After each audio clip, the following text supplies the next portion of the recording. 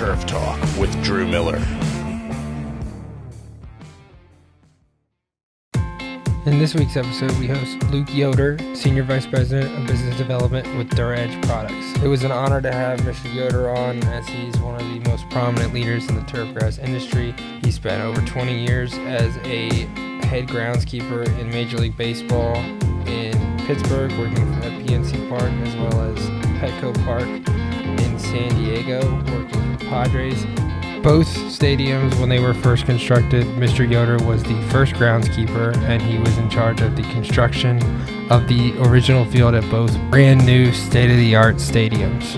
In the podcast, we dive into the different aspects that go into maintaining these fields and creating a subgrade that matches the grade of the soil where the grass will be growing, and the significance of these different aspects and how they play a role in the long run of these fields.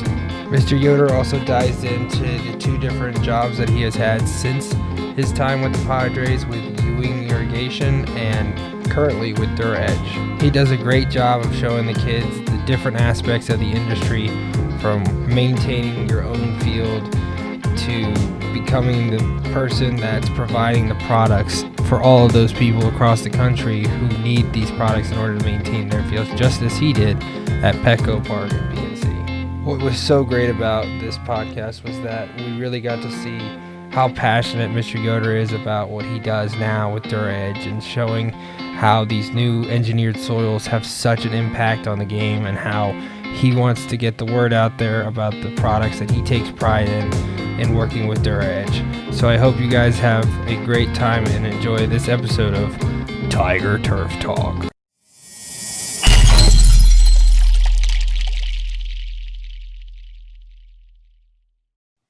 All right, everybody, welcome to the 7th episode of Tiger Turf Talk. I'm your host with a special co-host this week, Aaron Kettner. Our co-host, Rylan Harris, is currently battling brain cancer at the moment, and he was in today getting scans to see progress, so please keep him in your thoughts. Today we have a legend of a guest on, Mr. Luke Yoder of Duraedge Products. How you doing today, sir? Doing good. Good to be here. That's awesome. So we're just going to get right into it. As I've told you before, I learned about you through my former bosses, Matt Brown up in Pittsburgh and Bill Deacon in New York, who both used to work for you. So you've had a very long career and a very successful career, being a long tenured Major League groundskeeper, with many current groundskeepers who used to work with you. Could you sort of just discuss your career and how it went sort of from the beginning to where you are now with Duraedge? Yeah, sure. So went to Clemson and got my BS in horticulture turfgrass management, and graduated there in 94. It was funny how I stumbled on it, because, you know, in the vocational test at Malden High School, that didn't come out for me, because I didn't know what I wanted to do. And, you know, I actually grew up the neighborhood lawn boy, but I didn't want to do that. I just didn't have any clue. So once I figured out that horticulture could be a career in turfgrass management, I was intrigued. But that happened at my uncle's golf course. We used to go to the farm in Ohio, and he was the superintendent at Scioto Country Club for 30 years in Columbus, which is an awesome course. And I wasn't a golfer, so I never stepped foot on a perfectly manicured bentgrass fairway and the greens. And then he went to Ohio State and got his turf degree, and he said, "Why don't you apply at Clemson and turf?" And so that's how I got there, and worked at the turf research plots, which was very valuable knowledge. Worked at one minor league team and golf courses in the summer to figure out what I wanted to do. Decided to try baseball, and figured I could always go back to golf. First job was in Sioux City with the Explorers. It's an independent team in the Northern League, and I went out there in 95. Got field of the year when I got there. It was a fairly new field that had been neglected, and kind of brought it back. And that was my first run with bluegrass. I just had Bermuda in the South. And then was there 1 year, and that was kind of right place to right time. In combination with some of my experience and degree, I got the job at the Iowa Cubs. So that was a AAA Chicago in Des Moines.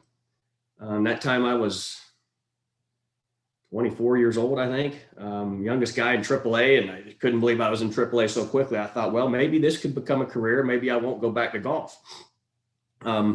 I was there 4 years, got a groundskeeper of the year to put under my belt there. And that's when I started thinking about applying to the big leagues. Like the Detroit Tigers came open, Seattle Mariners. I threw some stuff out there. I had a couple interviews, and then the Pirates came open, and was able to get that job at the age of 27 or 28. I can't remember, but that was a dream come true because I knew I wanted to go to the big leagues. I didn't think it would happen that quickly. And I also wanted to build a new field because I'd been working 4 years on the AAA field there that was 50 something years old and built on a dump. So I had just had this dream to build a new field and to do it in the big leagues. I was stoked. What got me that job, even because I was still only had about 6 years experience, but what really got me the job at that time, in that era, was my degree. Before then, they didn't really require a degree. This was in 1999 when I accepted the position, started in January 2000 in Pittsburgh. Most of the groundskeepers in the league at that time did not have degrees. Today, most do. So the combination of my little experience and the degree got me that job, I believe. I was there for 4 years and built a new field, had a great 4 years there, and then wasn't looking to leave. But when I saw San Diego come open and had some connections there to a certain extent, even though I had to go through the interview process, I thought, wow, wouldn't have to pull a tarp anymore. Yes. Oh my gosh. And I thought true San that it's Diego, hidden? Is it behind a wall? That's what we were. We had a tarp cave in San Diego. That's amazing. Sorry. Tarp cave with the wall padding was on Velcro. You couldn't see it, but so anyway, I just thought it'd be cool to move to San Diego and get some experience back in Bermuda grass and build a new field. And so I applied there, and I was fortunate to get that job. I was there for 15 years, and then the stint at Ewing. So after I left, the reason I left the Padres is because started family. The big league schedule wasn't for me anymore. We didn't have any family members in Southern California. So we wanted to raise kids in South Carolina close to family.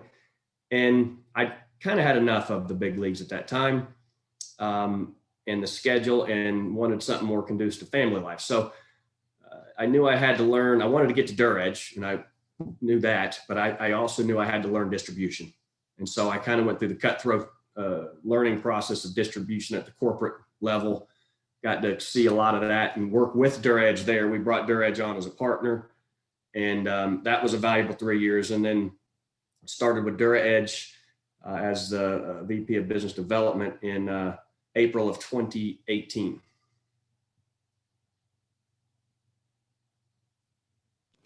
Like our mascot, you are a tiger as a graduate of Clemson. Could you tell us how students would benefit from going to school if they are interested in turf? Yes. Well, you'd benefit in a lot of ways. One, you get to figure out if it's right for you. And in a lot of cases, if it's not, you usually figure out that first semester or the first year when you take some classes. And a lot of the classes are transferable. I mean, be ready, whether you think it or not, you still got to take the chemistries, all the calculuses and physiology. It's a lot of science involved. So there was some people that did that and did an internship, figured out wasn't for them. So that's one reason. Make sure it's for you, because you can always switch to something else, maybe different line of horticulture. But the knowledge there that I learned in the classroom, everything from disease to insects to engineered soils in a root zone at the time and a USGA putting green, the varieties of grass, being able to identify every variety of grass and use the Latin names, when you have to. Same with ornamentals, that was valuable.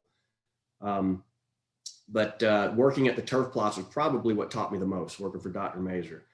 And then coming out, if I had to say when I was at the Padres, how much of my degree and did I use on the field there that I learned in the classroom? Maybe it was 10 or 20%, but I wouldn't have got there without it. That's for sure. So whether you choose a 2-year or a 4-year, if you're remotely interested, I highly suggest it, because if it's not for you, at least you find it out, and a lot of the classes are transferable. So we have a student down there now, actually at Clemson. How is the school itself, like as a whole, just like the experience? Because we have high school students on here, sort of give them the idea of what it's like down there in South Carolina.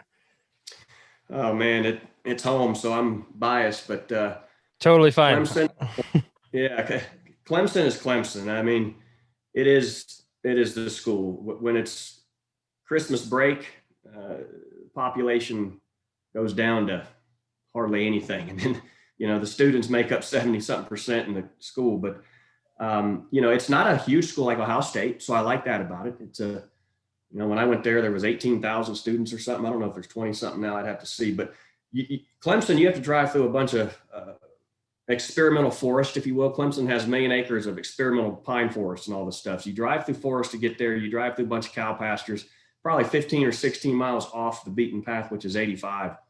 But when you pull into Clemson, you got tiger paws the size of the street, like a giant cat walked into town. And it's just the most quaint little town that's got a lot of character, a lot of history there. Lake Hartwell is right there on campus. You can take your boat to a football game and tailgate. And Lake Hartwell has 905 miles of shoreline. It's the most beautiful water skiing lake, fishing lake. It's clean and clear. The mountains are 30 minutes from there. All types of waterfalls. And I'll tell you, the extracurricular activities there are second to none. But the student life and living on campus, going to football games, going to basketball games, going to all the labs. I really got into all the labs. You go in the horticulture gardens. They've got some of the biggest botanical gardens and the nicest botanical gardens that I've ever seen. And I still go there to this day. But remember, we'd have to go out there and take 30 samples a week of twigs and leaves and be able to ID, the common name, the Latin name, and be able to do it at the end of the year on an exam out of 300. And some of them didn't even have leaves on them. I mean, it was crazy, but that type of stuff was fun. And then they had the dairy, the Clemson dairy was there. So the milkshakes, those are a lot of my memories at Clemson. It was a good time. That's awesome. I remember those quizzes. Not fun at all. You learn all of it, and then it's not there at the end. Completely lost the entire test. It's always fun. But as you were saying earlier, you probably have one of the most unique opportunities in your career, taking on 2 different ballparks in the professional level and constructing those fields from scratch. Did you feel any pressure in the sense of you have all these moving parts that you are sort of trying to make sure that everything's done right? And I went to a talk at the STMA conference with you were discussing at San Diego the different aspects that go into it and how important it is. Could you sort of explain how these impact later on and how it's important to make sure everything's perfect when it goes in? In terms of construction and putting it together the first time? Correct. Yes. So to say that it was stressful is light almost. I mean, I was so excited, but getting in there and dealing with the unknowns and the weather in Pittsburgh, and not to mention, just because I had the experience didn't mean I knew how to put a field together. It's not that simple. And so decent contractor, and I was fortunate to have a design that had worked before, and they had hired project management.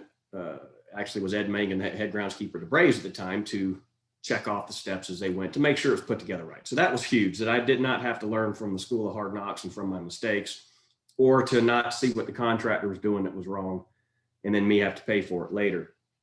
But when it got down, it was running late and we're laying the sod at Thanksgiving and it's snowing. I mean, that part was stressful. So that whole winter and trying to grow it in, we had our first game March 31st. It was stressful, but knowing what I know now, if I'd have known it then, I wouldn't have been as stressed, because you put bluegrass down in the fall. You could lay bluegrass Thanksgiving. It roots very slowly, but it roots in the winter, roots in the spring. So by the time you get to March, you're a lot better off than if you had laid thick cut like in February. So it all came around. And again, I was fortunate to learn from the job done pretty right. Now, when I got to San Diego, I was excited and whatnot. And I got there, and the first day on the job, they put the the plans in front of me, the whole design of the field. They put the specification book in front of me, and I looked at it, and they said, "What do you think?" And that was in a meeting with the contractors, the GC, the general contractor, one of the owner's reps. I was one of the owner's reps, and the whole team. And I said, "This is the exact same as PNC Park." He said, "What do you mean?" I said, it's exactly the same as PNC Park. And the owner, my boss, said something about like, "Well, this isn't a McDonald's. Petco Park's going to be different than PNC. Why is the field the same? Why do we pay $100,000 for a cut and paste design?" Right? So that's one thing that I noticed right away that we can touch on later. But then I also was aware they hired the low bid contractor, which was for $350,000. It was a landscape contractor who had built a couple of rectangle fields, but not baseball fields. And there's a huge, huge difference in construction and maintenance of a rectangle field versus a baseball field. So I knew what I was in for. $350,000 bid. This field couldn't have been built for a penny less than $750,000 with everything that was in the specs. You're talking 12 inches of USGA spec root zone, underground drainage, the whole kit and caboodle. And so that part was challenging. The good thing is I knew the specs like the back of my hand. I knew the design. I knew every step of the process, to compaction levels, to each layer, to the irrigation, all that stuff. But it wasn't any fun. And there were times I was thinking, geez, why am I going through this again? Why did I leave Pittsburgh? Here I am building a new field. I had it all the way I wanted in Pittsburgh. There was actually times I thought that. I'm glad I didn't act on that. I was not about to bail, but it was stressful, but we got it done right. I held their feet to the fire. And it took an extra 2 months, but that didn't matter because it was San Diego. We could lay sod later too. So two totally different projects, but if I had not had the experience going in on that, would have been bad. And that's one reason that natural systems fail, is one of four pillars crumble, if you will. And it could be the design, it could be the install, shoddy install. It could be a failure of proper grow in or best maintenance practices implemented in the first year. Any of those go haywire, it could fail. If you don't have a certified experienced baseball field contractor, then you have to have project management. That's what I did as an owner's rep in San Diego. So two totally different jobs, and very fortunate to have gotten that experience and gone through that. Now, you said it was sort of a copy and paste, and they were really upset about all that. Was there a major difference from the bluegrass to the Bermuda grass? Was there anything that you wanted different to ensure that the type of grass was growing a certain way? And could you sort of explain to the kids the importance of like the grade? Like you said, they were a really cheap, they've never done a baseball field. And from my experience with Matt, learning from you, all the different grades and how important they are and how they play a role in the field itself. Yeah, well, first of all, to your point, that when I said everything was cut and paste, well, they did spec Bermuda grass in San Diego. So I just meant, is there anything different? Yeah, but so I'm glad you brought that up. In terms of that, and I don't know, we go into that more later, but with the bluegrass and the Bermuda, there's pros and cons to both, and I could tell you which ones I like better. I mean, in a nutshell, Pittsburgh was a great climate to grow bluegrass. It really was. And if you know how to manage that and keep the PO out to a certain extent, managing a mono stand and the bluegrass was much more enjoyable, I guess, than managing overseeded Bermuda in San Diego. That was the only thing I missed about managing a field in Pittsburgh was the bluegrass. That was it. And I'm sorry, what was the tail end of that question? Just sort of like we were talking about the difference between the two, and then the grade sort of between like an outfield, the rectangle, layers. Yeah, exactly. Okay. If you could sort of explain how the infield with the slope, when you're maintaining the infield skin and whatnot, they haven't really been purview to that. So. Okay. Well, first of all, the layers and checking the grade and the tolerance on a rectangle field would be the same as an outfield on baseball. So I'll go into that first. when you're building it, a field like that, you're going to prep the subgrade first, and that's the earthworks. Okay, so you could have a crew in before the crew, but when the field contractor takes the field, usually it's going to be in the spec somewhere. It's going to be a 0.5% slope plus or minus a half inch every 25 feet. So when I say that, 1% slope would be a drop of 1 foot per 100 feet. 1%. So typically baseball field, 0.5% slope. So it sounds more than it is, but on a big field, you don't really notice it that much. Now, Pittsburgh was 0.25% in the outfield and 0.5% on the infield. San Diego was flat in the infield, but for the most part, fields, sand base can get away at 0.5%. So the grades have to mirror as they go up. You can't just have your subgrade all over the place and then continue to go up. So each section is important. So the subgrade is checked for, when I say positive drainage, to meet the top surface. So it'd be 0.5% running one way. If it's a cone grade, it'd be going out in different directions. Sometimes it's a turtleback and it would go off in different directions, okay? And then it's also checked for proper compaction. Now that's very, very important, because if there's wet material in there and it's pumping, or you don't get proper compaction on every level, including the subbase, down the road, you're going to dip and dive and settle. So that's a very important step. You check that with a nuclear soil compactor. Sounds pretty fancy, but you always have a non-biased, independent, surveyor come out there to check that and record all that for you. So you're checking every 25 feet and recording that. So then you check that off, the drainage goes in, you check for positive flow. So you stop the job, you bring a water truck in there and you shove in the water truck in any outlet you can find that you want to test it. And you go the other end, it better be coming out. So at that point, then the pea gravel blanket comes in. That's the next layer. Choker layer is another term for that. This is a USGA spec. You can see a diagram of it if you pull that up. But the choker layer comes in, the trenches are filled with gravel, and you have a 4-inch layer of pea gravel on top of the subgrade. That too has to mirror the top slope as well.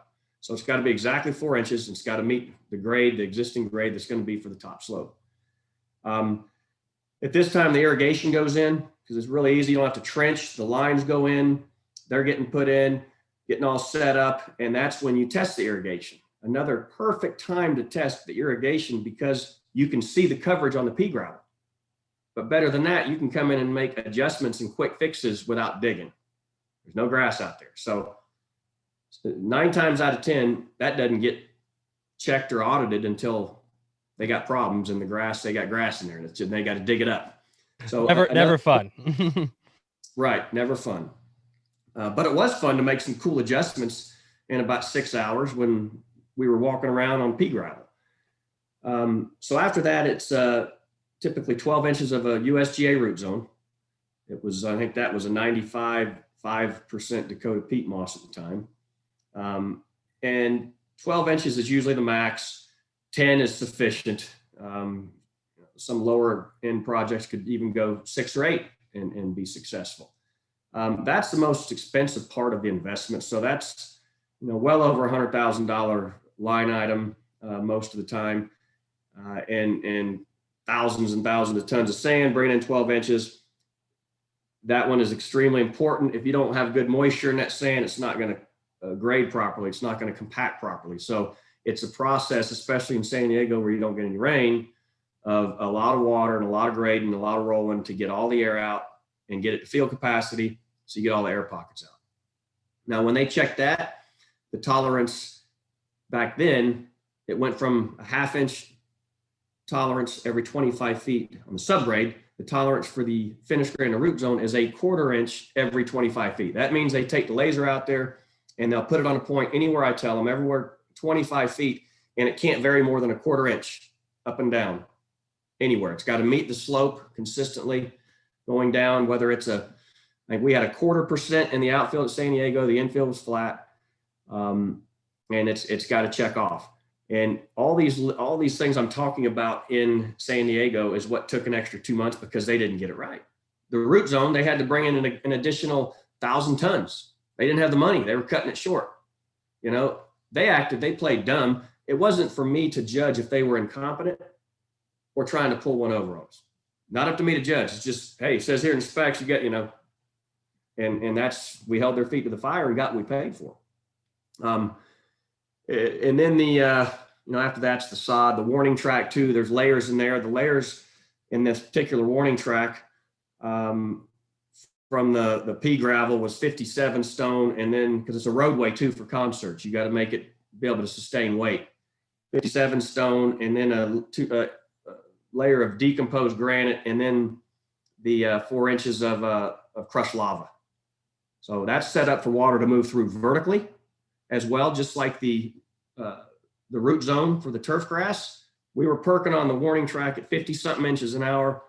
The outfield, we were perking at 20 something. Say, well, what do you need that for in San Diego? Well, you need occasionally in the winter when it rains for vents, but it's also just a lot more predictable and easier to manage. And it also resists a lot more compaction all across the board. So hopefully that answered that. If I didn't touch on something. No, that was great. What type of Bermuda grass were you growing in San Diego? We started with bullseye, and we ended up with Bandera. Gotcha.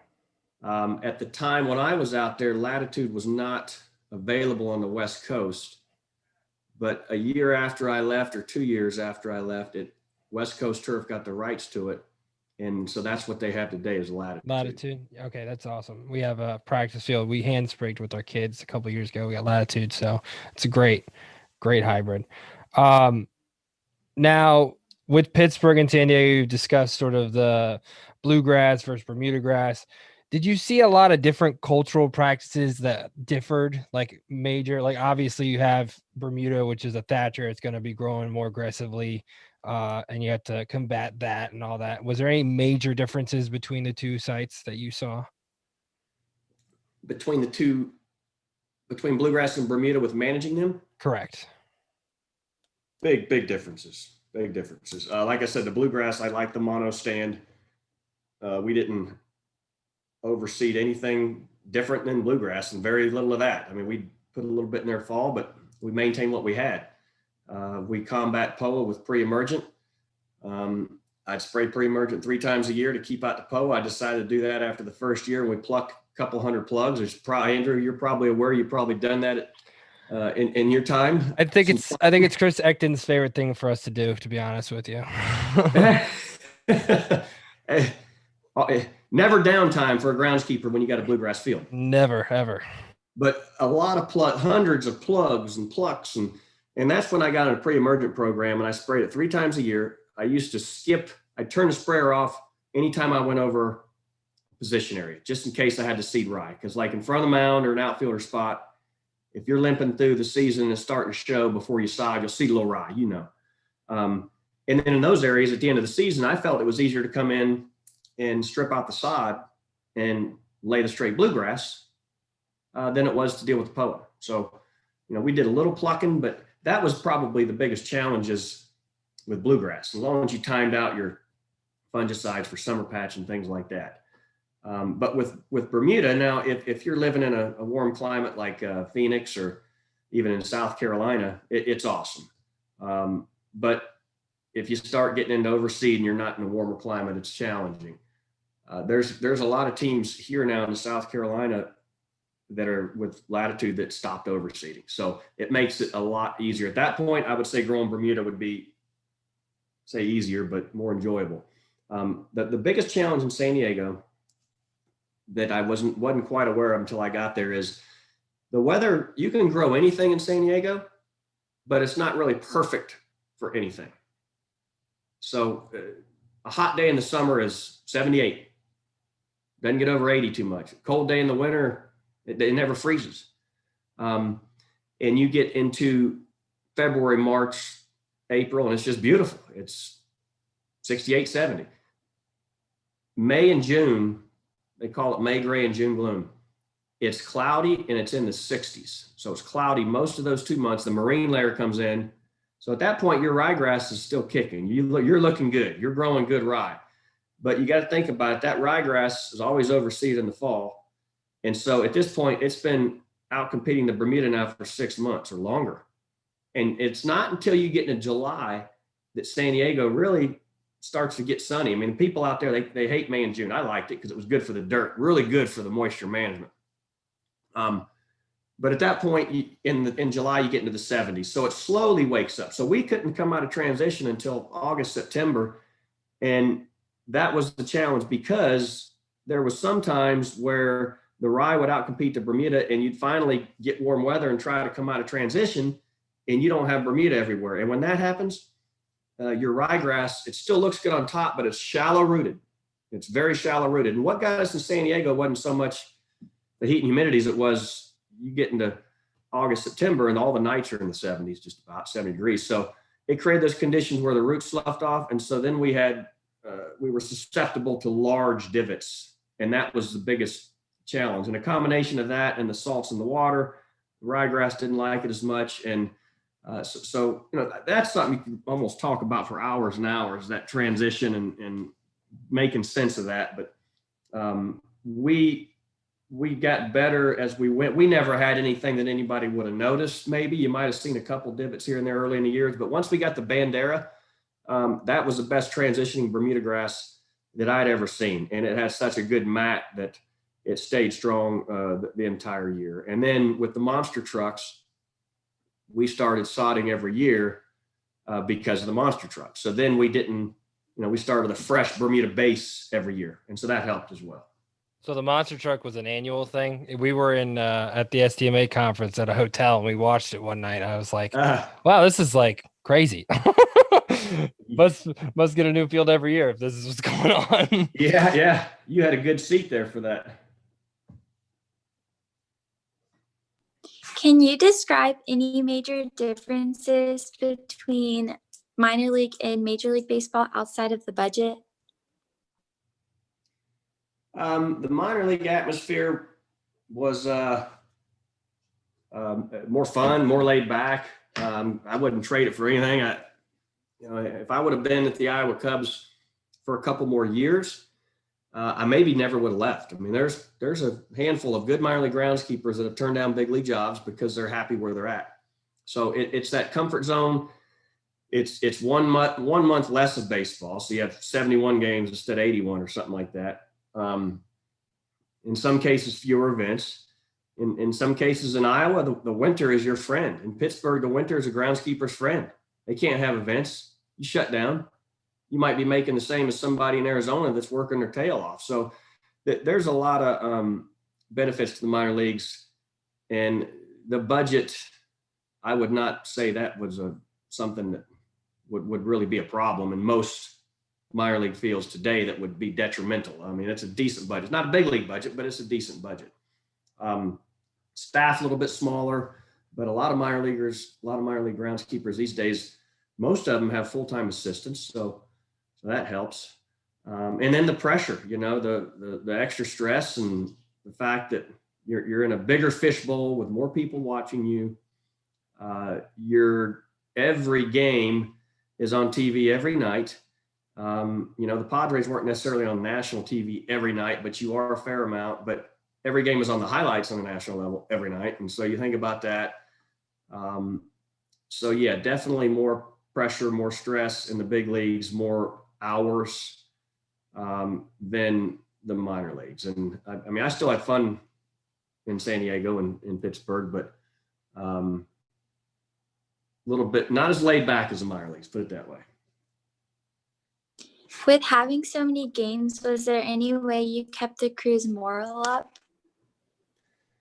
Well, oh yeah, we'd cut up and have fun, and once a week or at the end of the homestands, we'd barbecue or something and have a few cold ones. Occasionally go out, on a Friday night or something when the team was out. We'd get together, go fishing, have an end of the year party.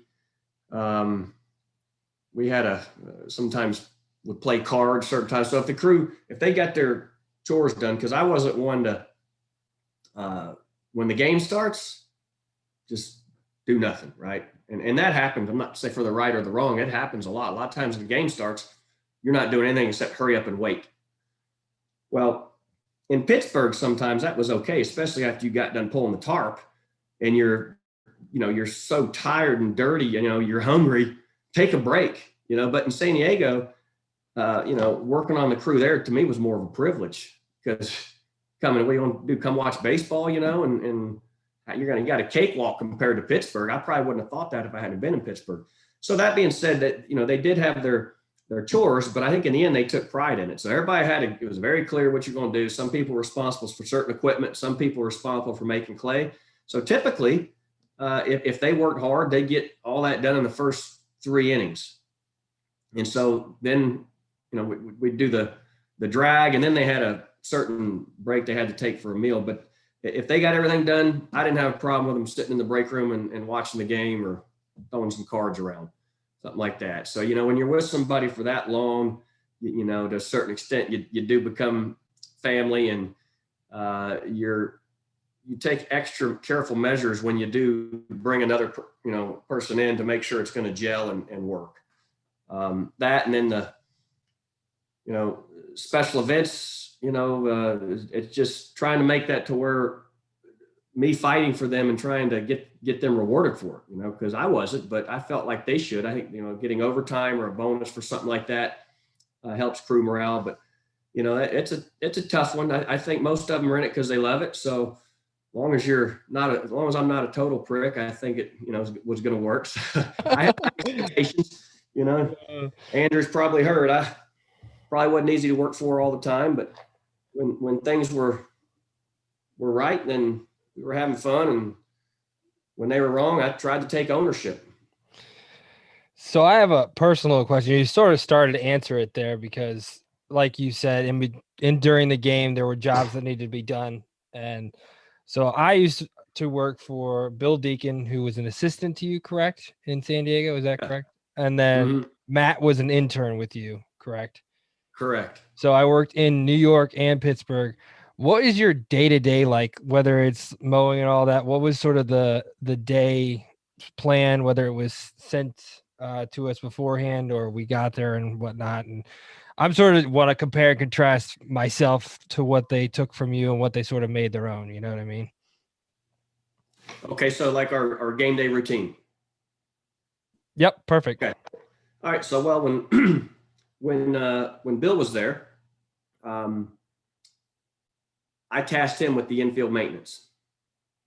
So I didn't even know Bill, but I respected him because of his credentials, because of his references, but also because Eric Hansen and I, when I was at the Pirates, we took pride in our field. It was a good field, looked good, but our infield, looking back, it was average. And I had to work very, very hard for it to be average. And I wasn't happy with it being average. I didn't have anybody on me about it, or nobody was saying anything in the press. But that being said, it was the most important part to me. And I always asked the players, and everybody said the Dodgers had the best infield. So got to know Eric Hansen and, researched a little bit more on what he did and what he had. And then I realized I had a silty mess in Pittsburgh. And that's when I got my first decent infield. Well, who better to take care of it than Bill Deacon? He was second assistant up there, assistant for Larry DeVito at the Dodgers. So that being said, Bill had the infield routine. So he was on that most of the morning. He would come into an infield that had been saturated the night before. His first task would be to get on it and nail drag when the moisture was right. He'd step back from it. He'd do all the hand raking on the edges with his hand rake, clean up any edges that needed it if they missed it the night before. As soon as the conditioner would start to dry on top, he'd go out there with a one mesh. I think it was a 4x5 or 4x6 one mesh drag, and he'd bust up any clumps on the top, settle them down. Now we're out about 11 o'clock, 11:30, and he would go flood it. He would get it all nice and perfect with maybe a broom drag after that, but then he'd flood it, and then flooding it would continue to push the fines and the clay through the conditioner, and then you just got that clean surface. When he's walking to lunch, he's walking across standing water. My routine back then was to pack the home plate and batter's box, something I did in Pittsburgh, something I did in at Iowa, and I just picked that up. The other assistant had the mound, and so we started on that. Now, sometime mid-morning, he'd go to mow the outfield, and I would mow the infield. So one job that I never gave up from the time I was in Iowa Cubs, Pittsburgh, and San Diego was mowing the infield. And I did that for every day we had a game. I did that for two reasons. One, you know, I want to be out there working with the crew when I can, when I'm not in meetings, and I'm going to set this time. And two, I thought it was important, besides just setting an example and being out there with the guys, that was important for me. I'm going to be out there. I'm going to walk over every square foot of this personally. Every square foot, every edge, I'm going to walk over this entire thing and be out here when this is going on. So that's one reason I never gave that up. And then after lunch, come out, and at that point, I'd typically take over the infield, even though Bill had done all the work, and I'd, you know, water that when we need it. We'd paint, sometimes finish mowing if we had to, set up for early BP. And during that time, there would have been Matt Brown or two interns in the bullpens, warning track. They'd fix and pat the bullpen, do the warning track, pick the sunflower seeds up, groom it, maybe start watering it after lunch.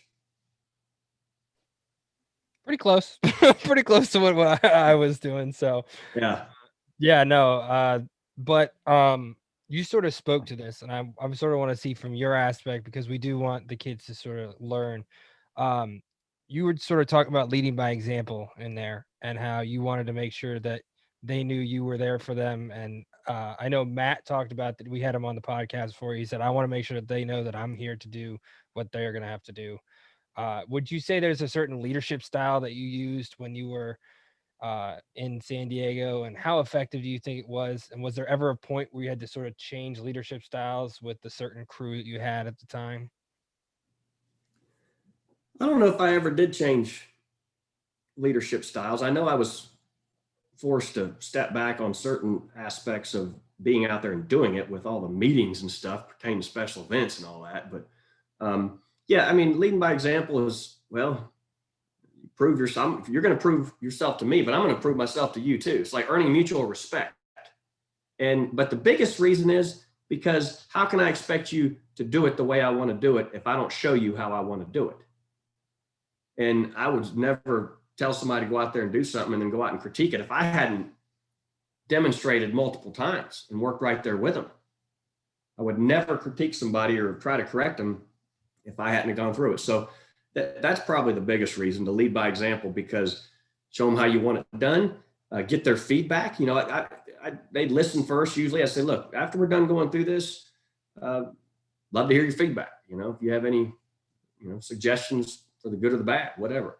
But yeah, it was to be in the trenches with them. It was to show them that I've been there, I've done this before, and to make sure that if you know, if they did it, then it was because I showed them how to do it, you know? Nice. I like that. With all of that, you're talking about how you have front office duties. How much did that sort of take hold, especially after all the field construction and everything, of your time sort of on a day-to-day basis when it came to, you, like you said, special events, or even just normal operations for ball games? Yeah, I would say the first 3 or 4 years at the Padres, it might have been 2 or 3 hours a week in front office meetings. But I would say the last 2 or 3 years at the Padres, it was a couple hours a day.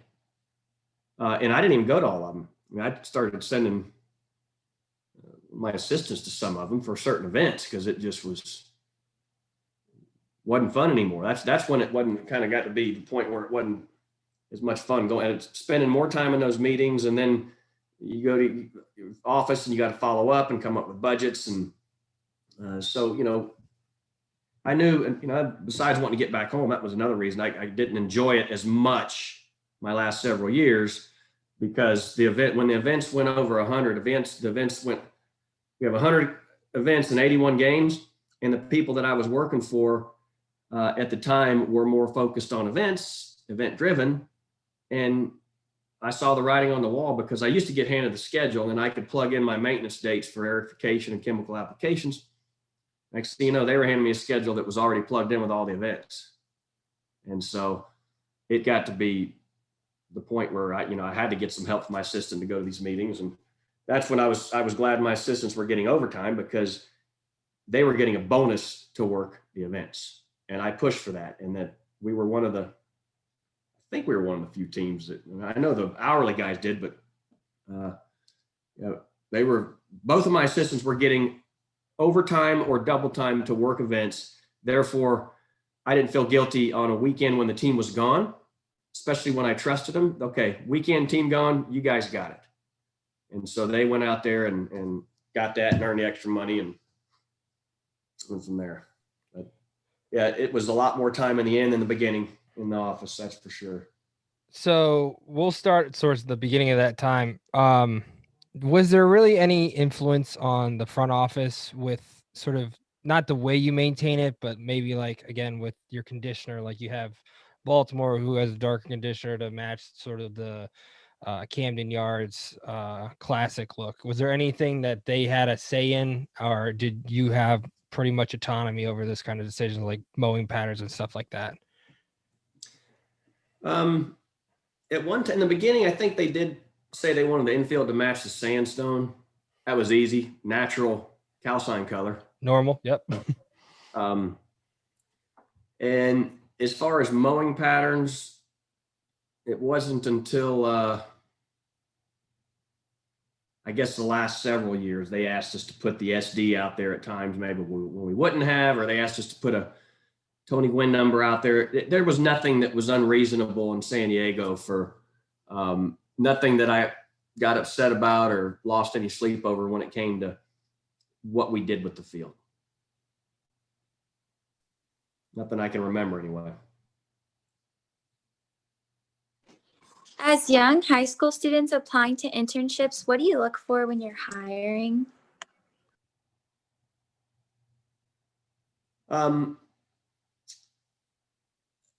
I look for a clean resume. I look for a clean cover letter. I look for something that, I'm not the sharpest tool in the shed when it comes to grammar, but I don't want to, if I open something and see it sloppy or misspelled words, that could be a bad first impression.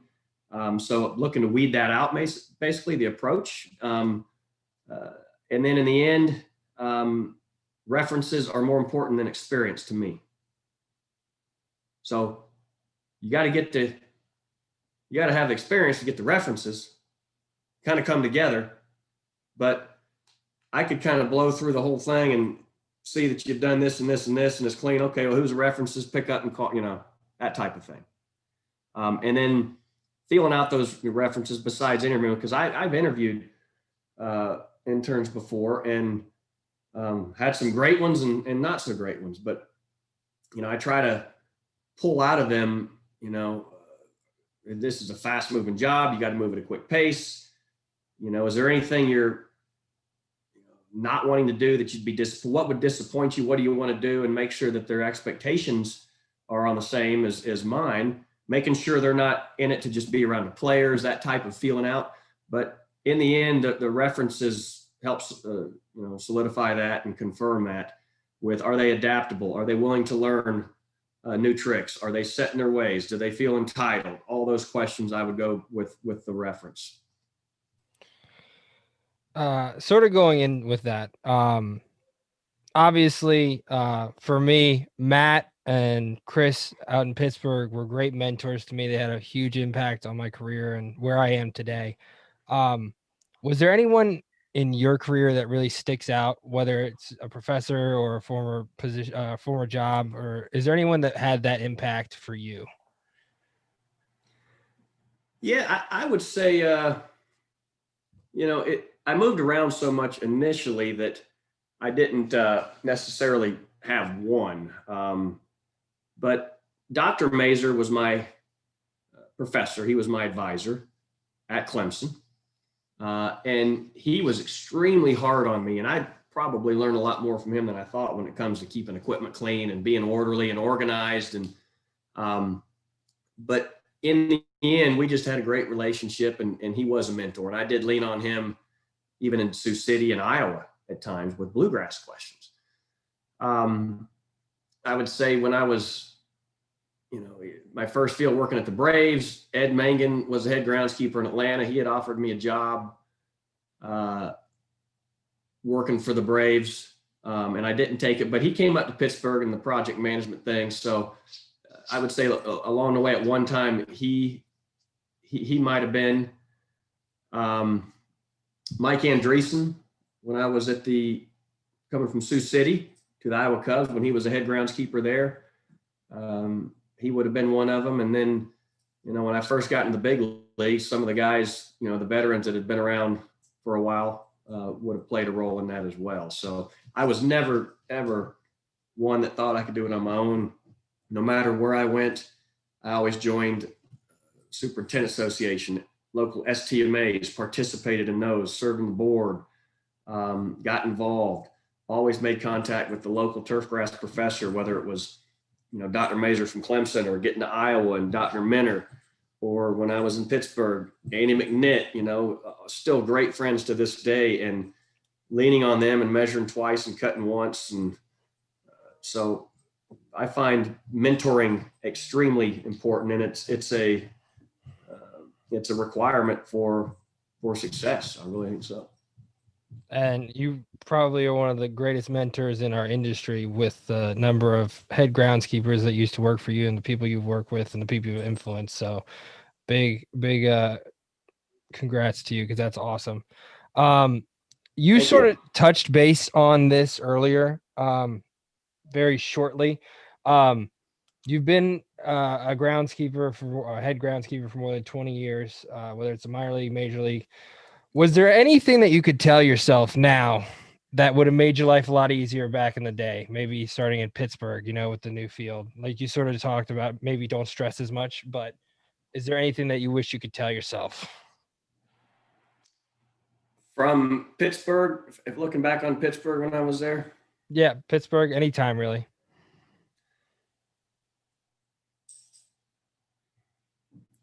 Well, it would definitely be the stress part, would have been. But, I think I could have been worse. Probably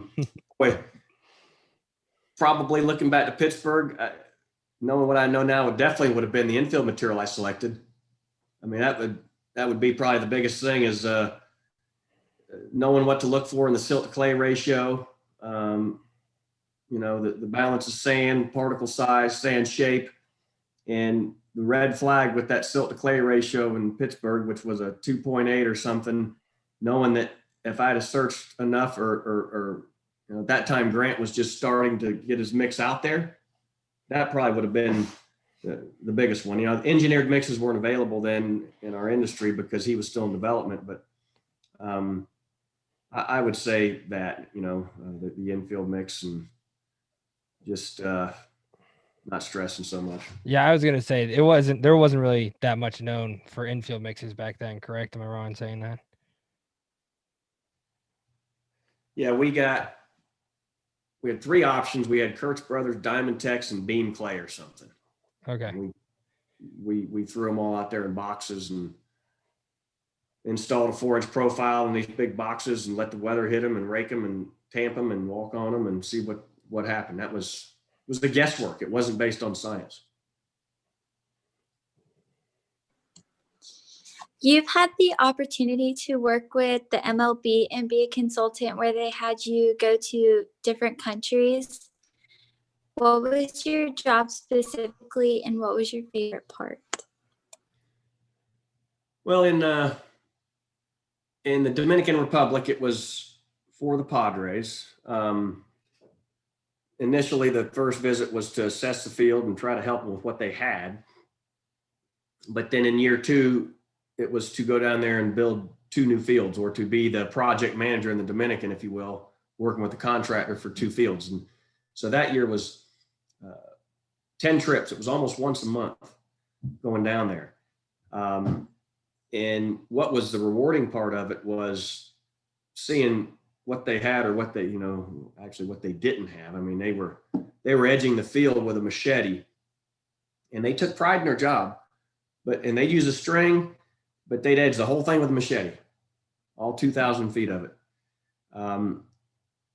Some of them had cows out there eating the grass. I mean, they just didn't have anything to work with. So after we built these new fields, as they were growing in or right before they needed to be mowed, all the equipment started showing up. So I ordered them all their equipment, and that was probably one of the funnest days down there. They were so happy and just grateful. And I fired up, never forget when I fired up the edger and started it up and ran it down the line, they just went crazy. But, to get it first time seeing them getting on a triplex on a reel mower or an edger, teaching them how to calibrate a spreader and then just seeing their progress and going down there once a year to check up and see their progress.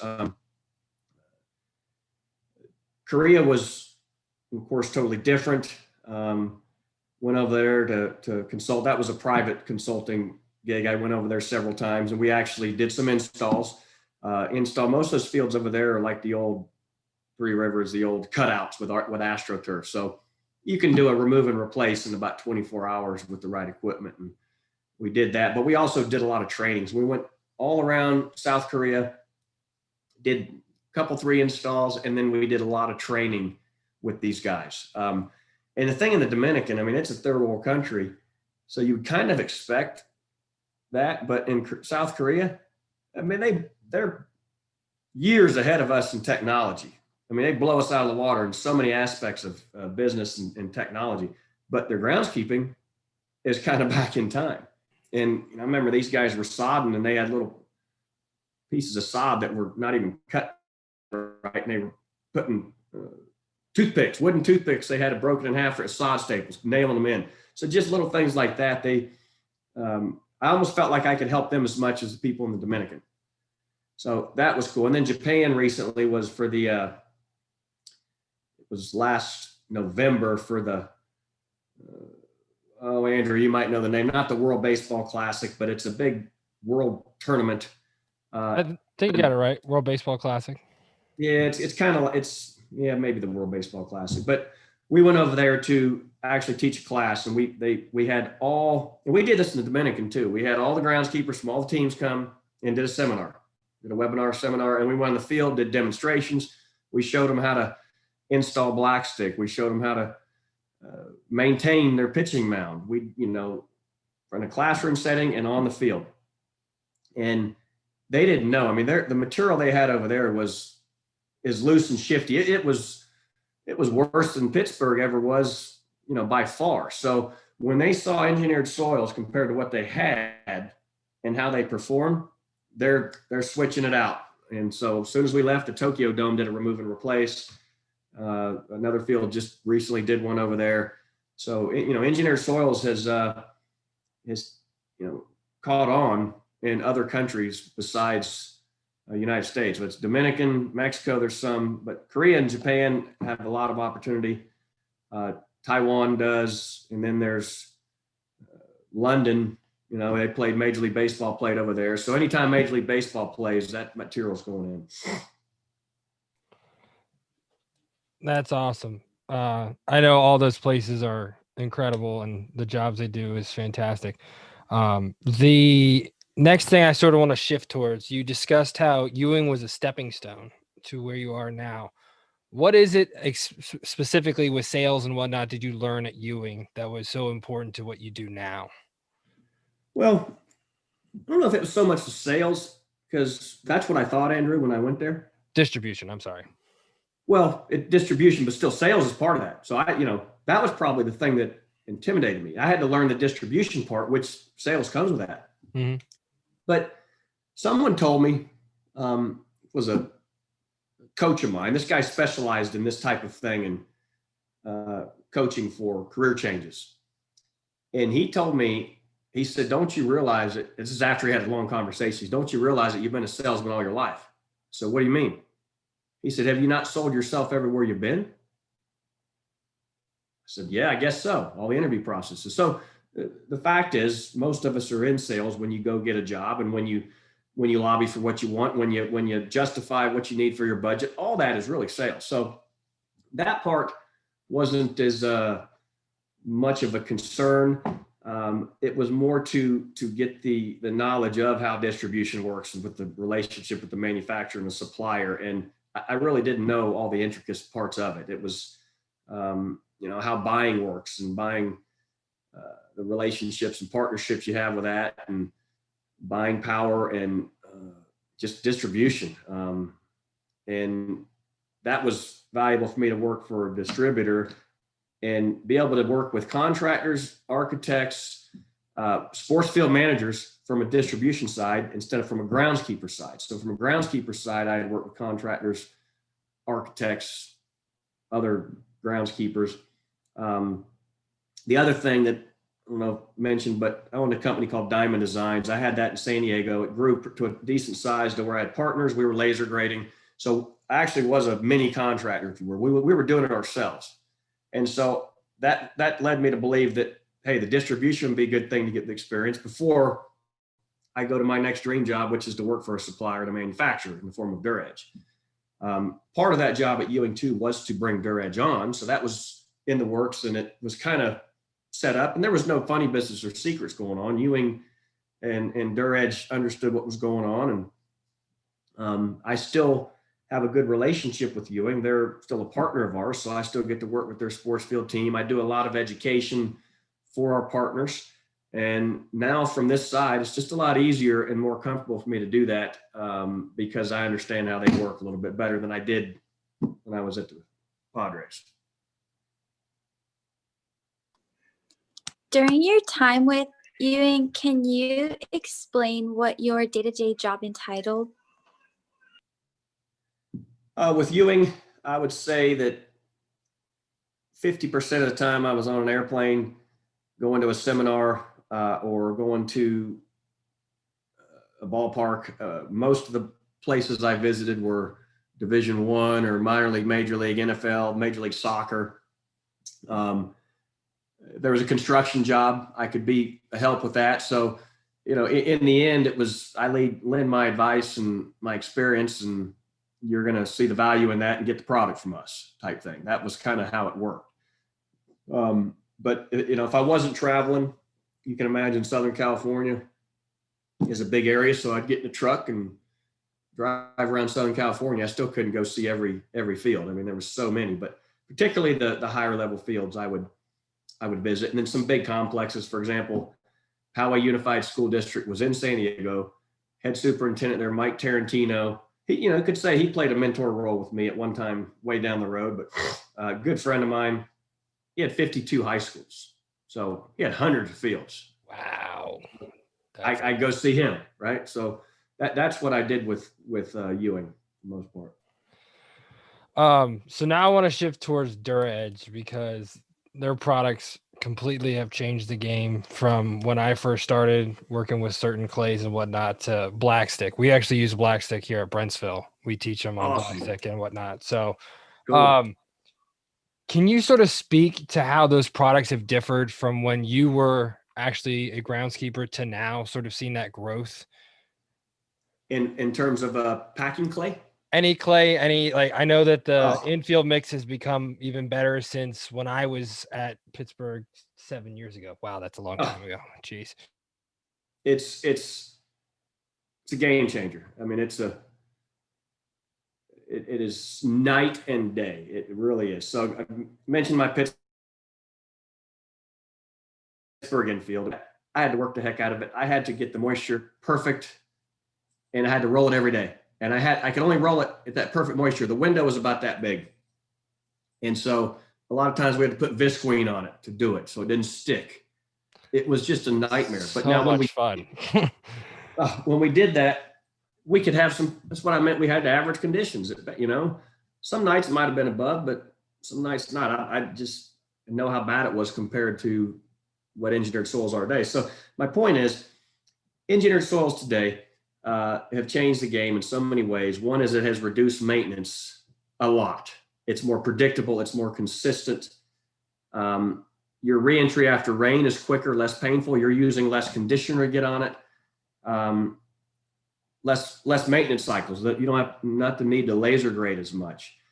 The performance is increased, so therefore the safety is increased. Consistency, playability, ball bounce in all weather conditions. It is improved. So of course players like that. the return on investment speaks for itself. It's kind of like what USGA Engineered Soils did for the game of golf. They engineered their root zone in 1960. They rolled it out. Of course, it started at the upper echelons of the game, just like Duraedge did. But within a couple decades, most municipal courses had it. So I don't know if there's a push-up green out there now. Push-up green was native soil. So think of a push-up green like the native soil in Pittsburgh. Infield mixes were native harvested soil. It's what they are, screened out rocks. Well, you get what you get in certain parts of the country, which is headaches, and it's just unpredictable maintenance and ball bounce. Use the same materials and duplicate them. So a definition of an engineered soil, what is it? Well, you can produce it and duplicate it anywhere in the country. It's got a certain mineralogy of clay, which ours has a unique mineralogy of clay that reacts differently to water, meaning it holds on to water longer and you can play on it quicker. The sand has a specification on the gradation that is a tight spec, whereas you've got in the single digits for very fine sand, you've got 10% fine sand. Your medium sand has to equal a certain amount, say 40% or greater. Tolerance on every speck of sand. The silt to clay, the biggest thing that caught people's attention is when Grant discovered the silt to clay ratio. So you could have what somebody says, oh, I have a 60-40. Duraedge has a 60-40. Well, okay, I'm going to buy what's cheaper.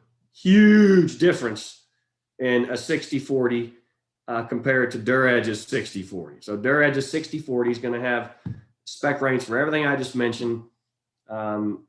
But the silt to clay ratio has to be between 0.5 and 1. So if the silt to clay ratio is 1, you have in a 70-30 mix, you have 15% silt, 15% clay. In the end, it's all about proper balance, proper structure. If you create the proper structure with engineered sand and you've got a spec for it, it's going to be the bones to your body. It's going to be the space for the silt and clay to fill versus just kind of like marbles in a jar where it separates and blows out all over the place. So what it's done for the game is just, it's quite honestly saved a lot of people's jobs. I mean, totally making their life easier. Minor league and big league level. When you're talking about reducing your tarp poles by like 30%, that's huge. That talk about boosting morale right there. That'll boost morale. Oh yeah, that's for sure. The black stick compared to the Pro's Choice, we used to use the Pro's Choice, so call it black gumbo without even using name brands. Black gumbo's been the highest performing packing clay in the major leagues for 30 years. Most major league teams have used it for 30 years. Why have not all minor league teams and all colleges used it? Because they don't have a big league crew to prepare it. It shows up in a bag in a hard form the size of a softball down to a marble. You have to go through a couple hours of not fun work at all to prepare it. You got to screen it, pre-moisten it, crush it, roll it, put it through a wood chipper, all these things. It's just a nightmare. Flip it, water it, all the fun stuff, you know? Thank you guys taught me something. What do you do to boost crew morale? Give them black stick instead of the other black gumbo. All right, let's do it. Give them an engineered infield instead of the native soil infield. That'll boost crew morale. I'll tell you what. That's for sure. So yeah, it's you can tell I'm passionate about it. It's a lot of fun to work with. I get my gratification now out of when somebody finally kind of gets it and snaps and says, wait a minute, I'll try it. And then a lot of times they don't fully get it until they actually put it in. And then they're just tickled to death. So that's why my job is so fun, because it's not that I believe in the product, it's that the product works, and it works. It's superior to anything else out there, and it's consistent. You can hang your hat on it. We're built off of quality control and constant testing. That's another aspect of an engineered soil, constant testing, duplication over and over and over again anywhere in the country, and specific sand sizes, sand shapes, specific clays and silt to clay ratios is all part of that. Yeah, and personally, I can consistency with things like the black stick and everything, even the, not, I wouldn't say lower grade, but not the black gumbo layer. I've installed a few mounds in our county with that. It's unbelievable how great it works. So thank you for your work and everything. We really appreciate it. So as a former professional groundskeeper, how closely are you working with the teams that are coming up with new ideas like the Duralock bricks? And again, Black Stick, sort of a newer product, different ideas. Are they picking your brain at all? How have you sort of been a part of that? I remember watching a video. You explained what the Duralock bricks are. Am I saying that right? Is that the correct term for it? The Prolock blocks. Prolock blocks. I'm sorry. I apologize. Yeah, that's close. Yeah, Duralock, DuraPro, the Prolock blocks. So, the Duraedge line is the infield line. The packing clays are a different line, but the Prolock blocks fall in there. So you're asking me, how did we come up with that, or what type of input did we get? Well, there's no doubt that a lot of groundskeepers, including myself, were in everybody's ear about, if you could just crush this stuff down, it'd be a lot better. Crush it down, wet it, of the Pro's Choice Black Gumbo. Well, Grant heard that enough to where he did it. It ain't easy. It is not easy at all. If it was easy to do what he's doing, his engineering souls, everybody'd be doing it. There's a reason everybody's not doing it. It's not a secret recipe. So he listened and he figured it out, how to do it, which in a nutshell involves putting 1,000 tons on a barge, shipping it up the Mississippi River, up the Ohio River, trucking it to Slippery Rock, 1,000 tons, putting it on a concrete pad at 1 foot to 2 feet thick, praying it doesn't rain. If it rains, put it on the barn. If it doesn't, dry it out, till it, dry it out over a week, crush it with a D9, put it through an extruder, pre-moisten it, bag it. There's a lot to it, a lot, which if you think about that, then what they were getting for a bag of Pro's Choice back in the day is just a huge margin. I mean, hats off to them. They did well because all they did was put it in a bag. So that's the Pro's. What was the I got off point there with the?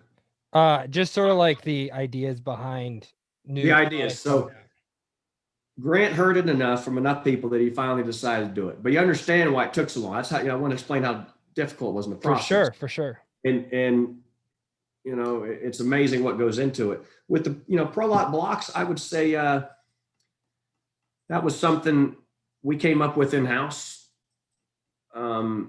We used to produce the Prolock blocks and some other clays, not black stick, but we used to produce the Prolock blocks in a form for Turfus that were called the Moundmaster blocks. So we used to bag them for Turfus for 8 years, and they were the rectangle ones. So when we decided to get away from that and do it ourselves or package it ourselves, we decided we wanted to make a new design. And that's why we went the Prolock blocks with the parallelogram shape. It's a 10-degree wedge, and so they lock in there a lot better against themselves. But I think Grant is always open ears, and sure, there's some products that he has tweaked and developed based off of groundskeepers' feedback, and a lot of that had to do in the beginning days with percentages and what works. That is awesome, and I love your passion for it, as you've been passionate about the turf industry and just bringing it towards what is really needed in a lot of places, even with municipalities and whatnot who are struggling to maintain their fields. These products could change everything for them. Obviously they have to figure it out, but yeah, that's where you come in, right? So we're going to shift it towards the ending of it, the podcast. We usually ask this from everyone that we have on. Do you have any words of wisdom for the kids? They're high school students, probably entering the world here soon, whether it's going to college, whether it's doing a different Andrew, me 1 minute, please. You're totally fine. I'm about to float away here. 1 minute.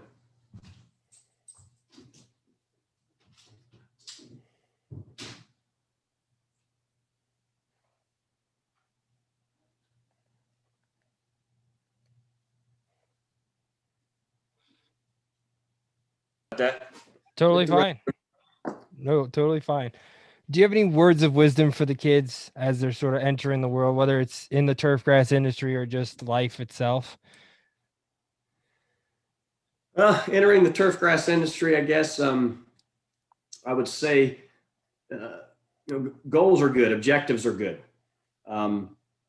If your goal is to be a major league groundskeeper, that's great, but just have plan B and maybe plan C.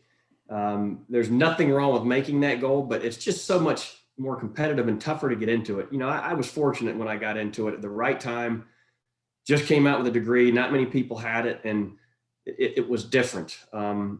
It's also who you know, which I was fortunate to meet certain people along the way that helped, including some in the Cubs organization. But also don't underestimate, there's a lot of good minor league jobs out there. There's a lot of good D1 jobs out there. There's a lot of good jobs out there with park and rec too. I mean, I know a few folks who have transferred from the professional level to the park and rec level, and they say their life's never been better. Manny Lopez, who was at the Pirates, is down in Sarasota for the park and rec down there, and he loves it. Just better family life and all that. So there's a lot of ways you can shift if you happen to get into baseball and don't like it. Heck, you can go to golf. So a lot of different options out there. I would just say to keep your mind open, and I wouldn't advise to get into this with just one option of it being a major league groundskeeper. That's one thing. And then just as far as life goes, again, going to school and getting your feet wet, trying it out, knowing that when you're a freshman or a sophomore, there's nothing wrong with shifting gears. Most of those classes are going to go towards another degree. But part of that is too, that I think is just as important is working hard, having a summer job that you're going to put in 50, 60 hours a week and or more, and making sure that you're working either part-time or a full-time summer job in the path you want to go, whether that's going to be on the grounds crew for somebody, whether it's going to be on the golf course or whatever, to make sure you get a good taste of it, because that'll let you know if you need to make a change or it might make sense to go. That's, 9 times out of 10, when we would get an intern or even an assistant or something that maybe we weren't on the same page, typically was because they hadn't really got their feet wet and gone out and worked hard and worked every summer. Maybe they took a summer off or two, but just don't stop. Don't slow down. I mean, it's go time when you make that decision. You can still have fun doing it, but it's a work hard, play hard mentality. That is awesome. Guys, we're going to open up to questions if we have any. I'm not sure if we had it. We've had a few people leave, just a few. Yeah, I don't know what else they could ask. You guys drilled me. There's a lot of questions there. Sorry. You had some awesome answers, and it was great. You covered it all. I don't know if you recorded this, but I think it was great. Yep, it's recorded. Yep. Thank really you. I interview. appreciate it. I'm still learning, and we're still learning as a group. So that was impressive. Thank you so much for coming on. We really appreciate your time. I love how passionate you are about what you do, because that's what I try and teach the kids. Whatever you're going to do with this life, make sure you're passionate about it, enjoy yourself, and make sure that it's something you want to do for the rest of your life. You know what I mean? So I really appreciate you coming on. Thank you again. You're welcome. My pleasure.